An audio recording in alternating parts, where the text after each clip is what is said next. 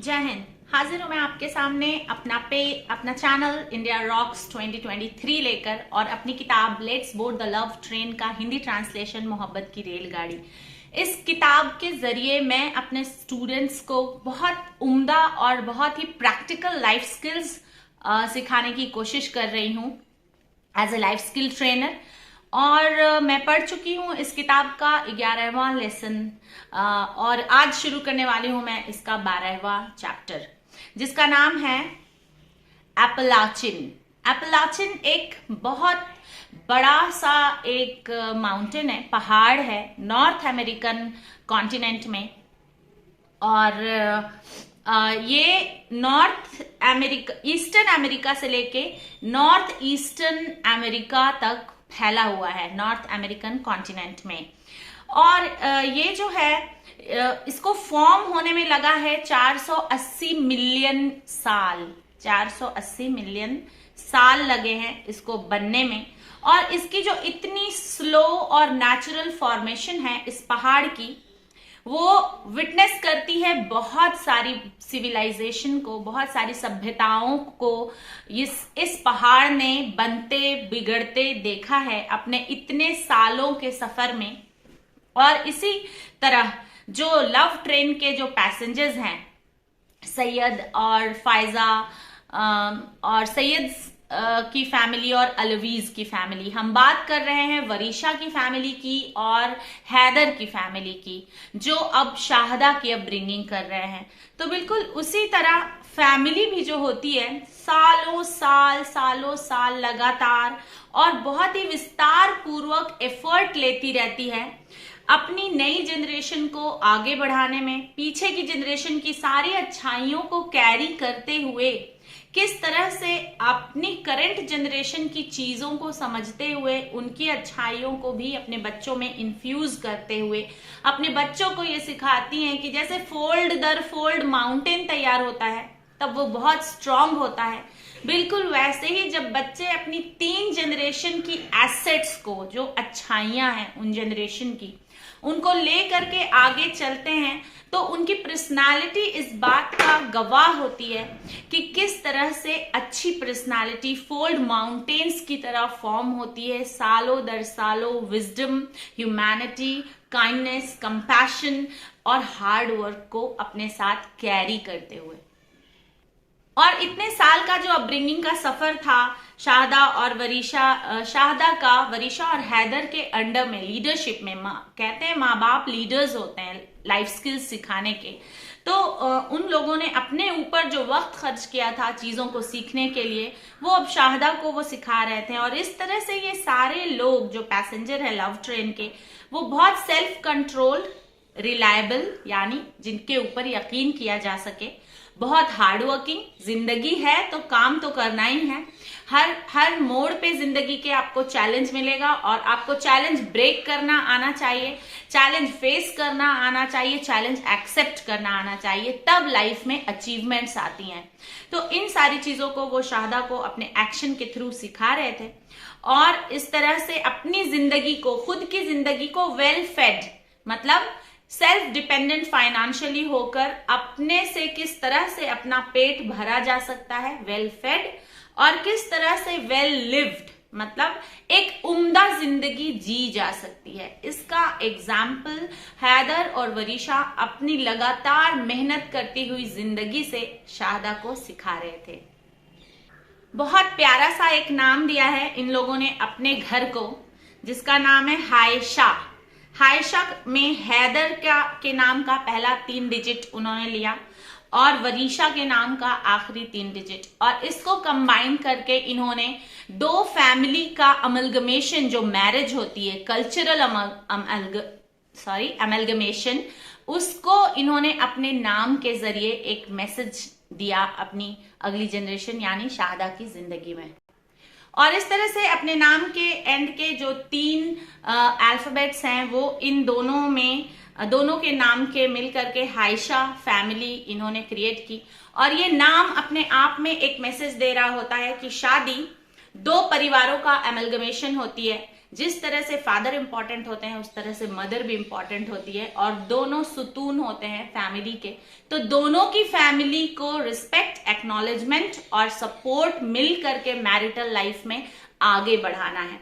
कोई भी फैमिली एक दूसरे के ऊपर हावी नहीं हो सकती। क्यों? क्योंकि जिस तरह से फादर का रोल इंपॉर्टेंट होता है उतना ही इंपॉर्टेंट रोल मदर का भी होता है। फादर अगर फाइनेंशियली फैमिली को सपोर्ट कर रहा होता है तो मदर मॉरली और अपने फिजिकल एफर्ट से, अपने सारी गाइडेंस से बच्चों को आगे बढ़ा रही होती है। तो यहाँ पे एक इक्वालिटी बिल्डअप का काम भी ये लाइफ स्किल के जरिए कर रहे थे, जो बहुत सालों से, पिछले कई सालों से समाज में स्टीरियोटाइप क्रिएट करके रखा हुआ था, उसको एजुकेशन एक बड़े प्यारे तरीके से ब्रेक कर रही थी। और ये है पावर एजुकेशन का। और इसीलिए मैं अपने सारे स्टूडेंट्स के पेरेंट्स को हमेशा गाइड करती हूँ कि आप अपने बच्चों को एजुकेशन जरूर दीजिए, क्योंकि वो सेल्फ अवेयरनेस सीखते हैं एजुकेशन से। और जब हम सेल्फ अवेयर रहते हैं तब हम सामने वाले की इंपॉर्टेंस भी समझते हैं, उसके एग्जिस्टेंस की इंपॉर्टेंस को ढूंढने की कोशिश करते हैं, और अब कम से कम अपने फैमिली मेंबर्स की इंपॉर्टेंस को समझना शुरू करते हैं। न तो उनके ऊपर ईगो हावी होता है, न तो उनके ऊपर किसी तरह का प्राउड हावी होता है, न तो उनके ऊपर कोई नेगेटिविटी बहुत ज्यादा देर तक हावी रह सकती है, क्योंकि एजुकेशन उनको सिखा देती है कि पॉजिटिविटी को ऊपर करके किस तरह से आपको लाइफ के चैलेंजेस फेस करने हैं। और ये हायशा नाम किसने दिया? ये हायशा नाम उन्होंने हैदर और वरीशा के नाम से निकाल करके शाहदा ने अपने नए घर का नाम रखा। उसने इस नाम को अपने घर का नाम रख के एक्नॉलेज किया कि आज मैं जो फोल्ड माउंटेन की तरह पर्सनालिटी मेरी स्ट्रांग होकर के सामने आई है, उसके पीछे मेरे दोनों परिवारों का हाथ है, मेरे ननिहाल का, मेरे ददियाल का। और ये बहुत सालों का एफर्ट है। वो जिस तरह से फोल्ड माउंटेन सालों, मिलियंस ऑफ इयर्स में बनकर तैयार होती है, बिल्कुल वैसे ही किसी इंसान की पर्सनालिटी में अगर आप बहुत सारे अच्छे एसेट्स देखते हैं तो वो किसी एक जनरेशन का काम नहीं होता, 25 साल का काम नहीं होता। उसके पीछे उनके माँ बाप की 50 साल की लाइफ जर्नी भी होती है, उसके पीछे उनके दादा दादी की अगली 50 साल की जर्नी होती है। और इस तरह से कोई भी एक अच्छी पर्सनालिटी अगर आपके सामने दिखती है तो आप समझ जाइए कि उसके पीछे कई जनरेशन, कम से कम उसके माँ बाप की जनरेशन और उसके दादा दादी, नाना नानी की जनरेशन ने मिल करके उसके ऊपर काम किया है। और इस तरह से उसकी पर्सनालिटी 300 साल की अच्छाई इन्फ्यूज करने के प्रोसेस से गुजर के आज सामने आई है। और अब देखिए ये पूरी किताब का जो अपब्रिंगिंग का, लाइफ स्किल का सफर चल रहा था, started from Syed and Faiza, Mehran and Radiya, gone through the journey of Haider and Varisha. अब शाहदा के अंदर किस तरह से ये लाइफ स्किल उसकी पर्सनालिटी में दिख रही है। शाहदा ने अपने फ्लैट का नाम ये रखकर, हायशा रख के, अपने माँ बाप को एक ग्रेटिट्यूड पे किया। और उसके बाद उसने अपने ग्रैंड पेरेंट्स की ब्लेसिंग के लिए, गुड वाइब्स अपने घर में कलेक्ट करने के लिए उसने उन लोगों का पाम प्रिंट ले रखा था एक शीट पे, और उसका एक हारमोनिका जो है उसके ऊपर उसने स्टिक कर रखा था। और अपने स्लिंग बैग में हमेशा वो हारमोनिका रखी रहती थी, और उसने इस हारमोनिका को नाम दिया है ब्लेसिंग्स हारमोनिका। जब भी वो अपने नानू को मिस करती थी, और जब भी वो उनकी ब्लेसिंग्स चाहा करती थी जिंदगी में, जब उसको कमी उनकी फील होती थी, तो वो अपने स्लिंग बैग में से हारमोनिका निकाल के बजाया करती थी। माउथ आर्गन भी कहते हैं हारमोनिका को। उसने ये पाम प्रिंटिंग अपने ग्रैंड पेरेंट्स की जो थी उसका एक और कॉपी लेकर रखा था, और उसको हैंडमेड फ्रेम के अंदर उसने फ्रेम करके अपने घर के दरवाजे पे हैंग कर दिया था, ताकि उसके दादा दादी की ब्लेसिंग्स उसके घर पे हमेशा बनी रहे। और इस तरह से 20वां साल शाहदा का शुरू होता है जब उसके दादू यानी पैटर्नल ग्रैंडफादर गुजर चुके होते हैं। उनको एक क्रॉनिक लंग इन्फेक्शन हो जाता है, जिसकी वजह से उनकी मौत हो जाती है। अपने बहुत ही स्पेशल पर्सन को इस तरह से नेगेटिव थॉट के साथ जाते हुए देखने का एक्सपीरियंस शाहदा के लिए कुछ अच्छा नहीं था, लेकिन उसके पेरेंट्स ने उसको गाइड किया कि ये नेचुरल फेनोमेना है, नेचुरल इवेंट है अर्थ पे, जो भी आया है उसको इस लाइफ साइकिल के थ्रू गुजरना ही है और यहां से जाना ही है। हम इस पे हमारा इस पे कोई कंट्रोल नहीं होता। It is controlled by the almighty. और यहाँ पे मैंने जो 7 habits of highly effective educators की ट्रेनिंग में सीखा था कि हमारे पास 2 तरह का कंट्रोल होता है, इनर सर्कल कंट्रोल और outer circle control. Inner circle control जो होता है वो हमारे बस में होता है, हम उसको अपने बस में कर सकते हैं। जैसे अगर हमारे दादा दादी की तबीयत खराब है तो हम उनकी खिदमत कर सकते हैं, उनको डॉक्टर के पास ले जा सकते हैं, उनको सही टाइम पे मेडिसिन दे सकते हैं। ये हो गया हमारा इनर सर्कल कंट्रोल, जिसे हम उनकी हेल्थ मॉनिटर कर सकते हैं। आउटर सर्कल होता है जो हमारे बस में नहीं, जैसे मौत किसी इंसान के बस में नहीं होती। तो ये चीजें शारदा और वरिशा और हैदर शारदा को समझाते हैं, एक्सप्लेन करते हैं। और ऐसे केसेस में हम सिर्फ ये एक्सेप्ट कर सकते हैं इन चीजों को जो आउटर कंट्रोल में होती हैं, उन्हें एक्सेप्ट करना as a reality of life, ये हमारे हाथ में होता है। और हम सिर्फ ये आशा करते हैं कि जिसने ये जमीन बनाई है, दी ऑलमाइटी, वो सबके रोल हमसे ज्यादा बेहतर समझता है और सबकी लाइफ जर्नी भी बहुत बेहतर समझता है। इसलिए वो कुछ ड्यूरेशन तय करता है हर इंसान के लिए इस दुनिया में रहने का। तो उतने ड्यूरेशन में हर इंसान को अपनी लाइफ जर्नी बहुत ही ब्यूटीफुल बनानी होती है, ताकि वो इस दुनिया से जाने के बाद उनकी ब्यूटीफुल सी स्टोरी सारे लोगों को कुछ ना कुछ बहुत प्यारी सी चीजें सिखाती रहे। एक इंसान होने के नाते, क्योंकि हम जानते हैं कि हमारा जन्म हुआ है तो मृत्यु भी होगी, इस बात को हम जानते हैं, तो हमारी ये ड्यूटी है, इटर्नल ड्यूटी जिसे कहते हैं, जो हमें ऊपर वाले के लिए जो ड्यूटी करनी है वो है अपने बॉडी का केयर करना खुद से, और अपनी सोल को जो उसने डाला है, सोल जो होती है वो ऑलमाइटी की जागीर होती है, वो डालता है जिस्म के अंदर, हमारे कंट्रोल में नहीं होता। जिस्म की केयर करना हमारे कंट्रोल में होता है, लेकिन सोल की क्लेनलीनेस हम सिर्फ कर सकते हैं। उसको बहुत अच्छा बनाना, खराब बनाना, ये लाइफ एक्सपीरियंस तय कर देता है। तो ऐसी एक्सपीरियंसेस में लाइफ में जब हमें लगे कि अब हमारी पर्सनालिटी बहुत खराब हो रही है, लोगों की खराब बातों का हमारे ऊपर बहुत ज्यादा असर हो रहा है, जब हम ऐसे दौर से गुजरते हैं, उसको इंग्लिश में एक नया टर्म दिया गया है, बहुत कॉमन टर्म कहूंगी मैं, नया नहीं, बहुत सुन रही हूं मैं आजकल बच्चों के बीच में भी, स्कूल्स के बीच में भी, और काउंसलर्स तो इसका बहुत सारा चैनल है यूट्यूब पे, जिसे कहते हैं डिप्रेशन। ये डिप्रेशन कुछ नहीं है, ये डिप्रेशन है नए लाइफ चैलेंजेस को जो आपने अपने माँ बाप की जिंदगी में नहीं देखा, अपने ग्रैंड पेरेंट्स की जिंदगी में नहीं देखा, और आपकी जिंदगी में वो लाइफ चैलेंज आ जाता है, उसको एक्सेप्ट करने में परेशानी होना, उसको फेस करने में परेशानी होना, और उस चैलेंज को सॉल्व करने में परेशानी होना, इसको ही डिप्रेशन का फेज कहा जाता है। लेकिन इसमें बहुत अच्छी बात है कि अगर आपकी पॉजिटिविटी लेवल हाई करने की आदत खुद से है, किसी भी सिचुएशन में अगर आप खुद को खुश रखना सीख चुके हैं, तो ये डिप्रेशन का फेज बहुत जल्दी आपकी लाइफ से चला जाता है। और इस पॉजिटिविटी का सबसे बड़ा जो टूल कहेंगे वो है ग्रेटफुलनेस। आप दिन में 10 मर्तबा ये बात सोचिए कि जब आप दुनिया में आए तब से लेकर के आज तक आपके ऊपर किस किस ने मेहनत की है। आपने खुद की भी मेहनत की है अपने ऊपर या नहीं? अगर नहीं की है तो शुरू कर दीजिए, और अगर की है तो उसको एडमायर कीजिए। क्यों? क्योंकि जब मेहनत होती है तो उसमें वक्त और उसमें एफर्ट, 2 चीजें बराबर लगती हैं पर्सनालिटी के ऊपर। तो आप ब्लेस्ड हैं कि आपको इस दुनिया में लाने के लिए आपके माँ बाप ने लगातार मेहनत की। मेहनत के बाद आपने खुद सीखा कि कैसे अपनी पर्सनालिटी के ऊपर मेहनत करनी है, अपनी खराबियों को दूर करना है, अपनी अच्छाइयों को सीखने में वक्त लगाना है। और ये जब आप इस प्रोसेस को अपनी लाइफ की हैबिट बना लेंगे तो डिप्रेशन नाम की चिड़िया आपकी लाइफ में पर नहीं मार पाएगी, इसकी 100% गारंटी है। जब हम ग्रेटफुलनेस पे करते हैं ना, तो हमें अंदर से खुशी होती है कि उसने हमें इतना अच्छा बनाया है, उसने हमारे अंदर ये खासियत दी है, उसने हमें अच्छा बोलना सिखाया है, अच्छे तरीके से काम करने की, हमें ऐसी एजुकेशन के प्रोसेस से गुजारा कि हमें अच्छे तरीके से काम करना आता है, हमें खाना अच्छा बनाना आता है, हमें बातें अच्छी करनी आती है, हमें लोगों को मोहब्बत से पेश होना आता है।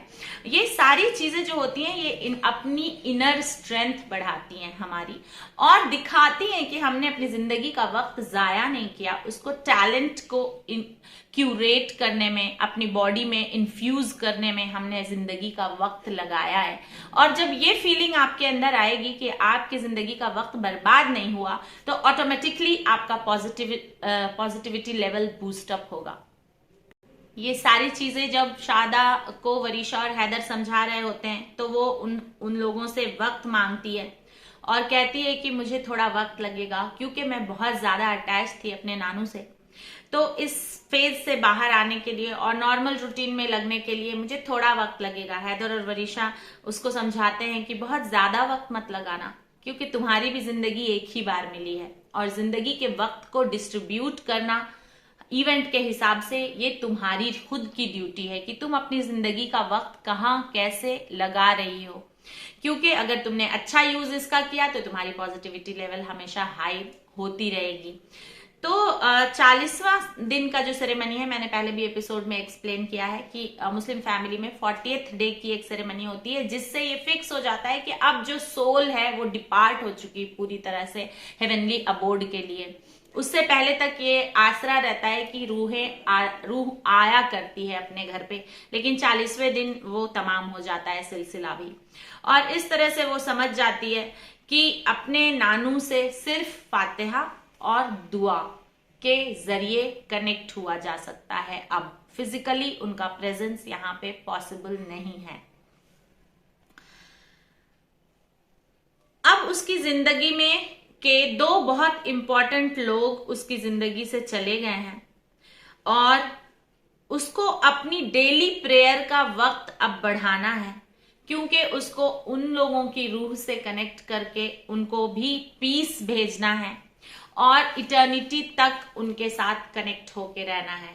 क्योंकि जिस्म मर जाता है, रूहें नहीं मरती, और रूह जो होती है वो हमसे कनेक्ट रहती है दुआओं के जरिए और हमारी प्रेयर के जरिए। अगर हम बहुत अच्छे तरह से अपने दिल को साफ रखते हैं तो बहुत आसान होता है अपने उन सारे महबूब लोगों के साथ उनके मरने के बाद भी कनेक्ट होने का। और यहाँ पे मैं एक आपको लाइव एग्जाम्पल देती हूँ कि मैं अपने पापा से बहुत ज्यादा अटैच थी बचपन से। जब मेरे पापा आया करते थे, वो रहते नहीं थे हमारे साथ, वो वीक में एक दिन आया करते थे, संडे के संडे। रेलवे में उनकी जॉब थी, और रेलवे की पोस्टिंग ऐसे ऐसे स्टेशन पे होती है जहां पे न ढंग का स्कूल होता है और ना ही कोई इस तरह की फैसिलिटी होती है कि फैमिली को रखा जा सके। तो पापा भी स्ट्रगल करते थे हफ्ते भर, और वहां पे बिना फैमिली के रहते थे वो। और जब वीकेंड पे वो आते थे तो मैं उनको छोड़ती नहीं थी, और छिपकली बोलते थे वो मुझे। मैं उनको इस तरह से पकड़ के चिपकी रहती थी कि अब पापा चले जाएंगे, एक ही दिन के लिए आए हैं तो इनको जाने नहीं देना है, तो पूरा टाइम मैं चिपकी रहती थी उनके में। तो वो कहते थे इतना क्यों मुझे पकड़ के बैठी रहती हो। तो मैं उनसे हमेशा कहती थी कि सबके पापा अपने अपने बच्चों के पास शाम होते आ जाया करते हैं, लेकिन आप नहीं आते, आप हफ्ते में एक दिन आते हैं। और इसलिए मुझे हफ्ते भर की पॉजिटिव वाइब्स आपकी जो दुआओं की होती है वो मुझे एक ही दिन में कलेक्ट करना होता है, इसलिए मैं पूरा टाइम चिपकी रहती हूँ और आपको जाने नहीं देती। और इस तरह से जिंदगी में वक्त आता है और बहुत प्यार करने वाले लोग भी हमें छोड़ के चले जाते हैं, लेकिन जो दुआएं होती हैं वो हमें कनेक्ट करके रखती हैं। मुझे आज भी ऐसे लगता है कि मेरे पापा की दुआ मेरे साथ है, और मैं कभी भी कमजोर नहीं पड़ती हूँ इस फीलिंग को अपने साथ लगाए हुए। उनकी अपब्रिंगिंग, उनका दिया हुआ 25 साल जो उन्होंने मेरी पर्सनालिटी में इन्वेस्ट किया है, वो मुझे 25 बार याद आते हैं दिन में। और इस तरह से मैं कभी खुद को अकेला समझती ही नहीं हूँ। मुझे लगता है वो मेरे साथ ही हैं कहीं ना कहीं, मेरी बातों में, मेरी एजुकेशन में, मेरे काम करने के तरीके में। मेरे माँ बाप दोनों मुझे खुद दिखाई देते हैं जब मैं आईने के सामने खड़ी होती हूँ। और इस तरह से ये जो अफेक्शन है मेरे माँ बाप के साथ, वो कभी मेरा खत्म नहीं होगा जब तक मैं इस दुनिया में हूँ। और ये लाइफ स्किल हमें सिखाती है कि जब हम अपने माँ बाप की अपब्रिंगिंग को ग्रैटिट्यूड पे करते हैं, थैंकफुलनेस देते हैं, तो हम बहुत इंपॉर्टेंट फील करते हैं। और इस आज का एपिसोड मैं इस शेर के साथ खत्म करूंगी जो मैंने अपने माँ बाप के साथ साथ उन सभी पेरेंट्स के लिए अराउंड द वर्ल्ड लिखा है जो अपने बच्चों के लिए 25 साल की कड़ी मेहनत लगाते हैं, सुबह से लेके शाम, शाम से लेके सुबह। मैंने देखा है सितारों को जलते हुए, मैंने देखा है सितारों को जलते हुए, कुछ यूं आबाद अपने बच्चों के घर करते हुए, कुछ यूं आबाद अपने बच्चों के घर करते हुए। और ये सिर्फ मेरे पेरेंट्स के लिए ही मैंने नहीं देखा, मैंने अपने नाना जान को और नन्ना को भी देखा है बहुत हार्ड वर्क करते हुए, मेरी दद्दा को देखा है मैंने हार्ड वर्क करते हुए। और इस तरह से ये जो मेमोरी है बिल्कुल प्रैक्टिकल लाइफ स्किल है जो मैं आपके साथ शेयर कर रही हूँ। जुड़े रहिए मुझसे अच्छी चीजें सीखने के लिए, और इन सारी चीजों को जो मैं कह रही हूँ इसका प्रैक्टिकल यूज भी करना बहुत इंपॉर्टेंट है। और मैंने इस किताब में जितनी भी लाइफ स्किल संजोई है वो सब मैं अपनी लाइफ में फॉलो करती हूँ। मैंने भी मेरे घर को नाम दिया है Hasan, nest of Hasans and imams, और इसलिए मैं आपको बता रही हूँ जो मैं प्रैक्टिकली अपनी लाइफ में इन्फ्यूज कर पाती हूँ वो लाइफ स्किल मैं आपसे शेयर करती हूँ। जीते रहिए, खुश रहिए, आबाद रहिए। जय हिंद।